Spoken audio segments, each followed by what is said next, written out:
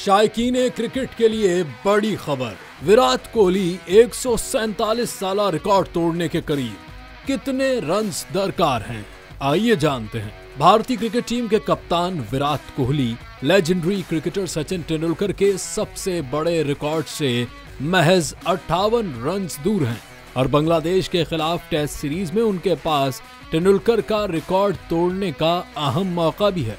भारतीय साबिक खिलाड़ी सचिन तेंदुलकर ने अपने इंटरनेशनल कैरियर में 27,000 रन्स 623 इनिंग्स में बनाए, जिसमें 226 टेस्ट इनिंग्स, 396 वनडे इनिंग्स और एक टी20 इनिंग्स शामिल है।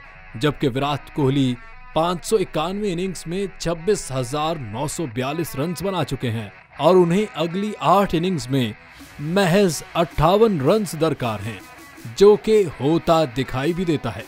जबकि विराट कोहली के पास बांग्लादेश के खिलाफ 19 सितंबर से शुरू होने वाली टेस्ट सीरीज में सुनहरी मौका भी है। अगर विराट कोहली अगली 8 इनिंग्स में 58 रन्स बना लेते हैं तो वो 147 साला तारीख में 600 से कम इनिंग्स में तेज तरीन 27,000 रन्स बनाने वाले दुनिया के पहले बैट्समैन बन जाएंगे।